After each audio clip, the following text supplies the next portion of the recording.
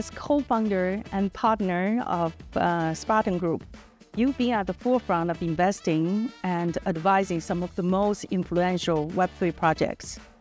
How do you see the investment landscape in crypto evolving this cycle compared to the previous one? Thanks for having me. I'd love to share. We've been working in this space for the past 8 years. So when we founded Spartan in 2017, at that time, most of the focus for us was always infrastructure. Right, we had a few breakout successes, right, from Bitcoin and Ethereum. But when new applications are trying to use this infrastructure to build, they realize it's expensive, it's very slow. There are a lot of limitations on what you can use it for. So from then on till even just recently, it's a lot of infrastructure. Right, people are exploring a faster blockchain, of course, more secure, privacy. And even trying new technologies or other ways to improve the blockchain's performance. And most of the use cases are constantly being developed to test the infrastructure. So you kind of see infrastructures developing at the same time use cases are coming out. So there is this like growing at the same time phenomenon. But most of the investment, most of the successes we had in the infrastructure space wasn't the experimental application, was really the infrastructure. So we invested in infrastructure for financial use cases. We invested in infrastructure for gaming and metaverse use cases. And now in this cycle, we're looking at applications now are able to build a very profitable product on this mature infrastructure. So we're very much moving towards the applications. Of course, they're always going to be upgrading infrastructure. So that's never going to be completely going away. So we also do look at both, but much more heavy on the application side. I'm aware that not only Spartan Group is active in the investing, but on the advisory as well. So from advisory perspective, I mean, what is the strongest case for both institutional and retail investors when it comes to portfolio diversification? Just to be clear, like we're not advising, we're not wealth management like advisory, we're more like investment bank advisory, because my background is Goldman. We are from the investment banking advisory team, which means we understand how to take a company to public markets. We understand how an M&A works. What we're seeing from the advisor's perspective, there's a lot of market consolidation. So you already have, throughout the past 10 years, like this kind of tier one project, tier one companies are trying to consolidate. We're also seeing the US market has opened for IPOs. So many of the crypto companies in the past 6 months has gone on. So we're seeing a lot of changes. So as an kind of a boutique advisory firm, like it's super exciting for us. With this more relaxed monetary environment in the expectation, I mean, what kinds of capital inflows you see, and in this cycle, who are the main drivers with those capital inflow? Yeah, like private equity firms, hedge funds, or what else? We're seeing more institutional-led inflow than retail.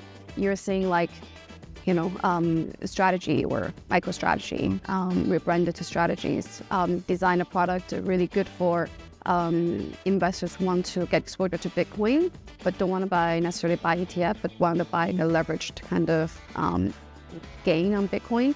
And you have the launch of what we call the DATs, right? The digital asset treasury companies that are accumulating different tokens and also developing yield enhancing strategies to make the company even more attractive.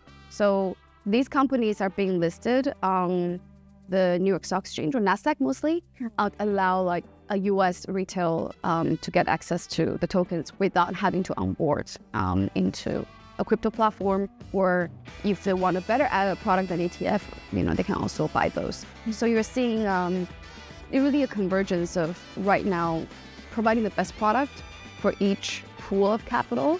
So the inflow comes from both institutions and also non-crypto native retail and corporate. As you mentioned, you're seeing a very apparent convergence.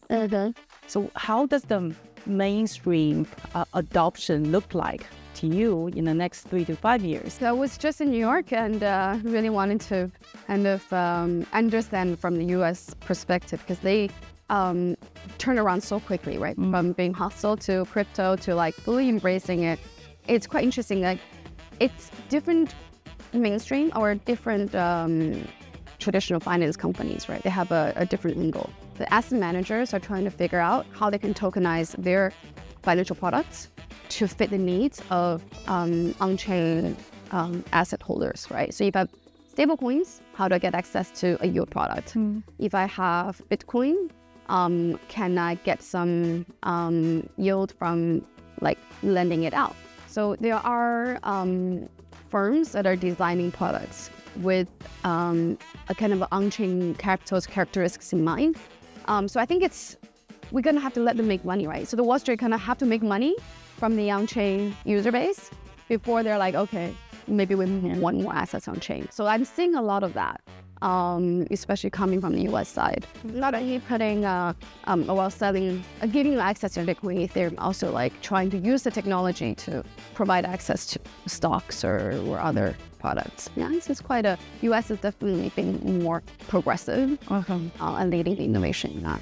And Spartan Group has been quite active and particularly strong in Asia. If you look from global perspective in terms of investing, advising in crypto space, how different Asia approach compared to European and US, the way you think, the way you navigate, or the opportunities you focus on? Yeah, we invest across the world. Like, we don't only invest in Asian founders, because crypto is very, very global. So many of our portfolio companies are from the US, from Europe. In terms of adoption, it's quite interesting, because I feel like Asia has most of the retail users, or even say stablecoin use cases, are from Asia. You have kind of the non-regulated user base. You have very strict regulated kind of community. It's a very different community. I think US and Europe, it's a bit more like most of the top exchanges in US are really licensed, right? Most of the top Asian exchanges are not licensed. I think US and Europe, like, they from day one know that they need to, before they can even build it, they need to have a path for regulation. But I think Asia is much more like bifurcated. And maybe they do commingle, but if you're looking at the market structure, it's definitely very unique compared to US and Europe. Yeah. So in the next 5 to 10 years, what is the single most compelling structure or narrative within the crypto space? If we look forward, what should our investors be aware of? I think what they should be excited about is really the new financial applications, right, coming out of the infrastructure we have been working so hard to build.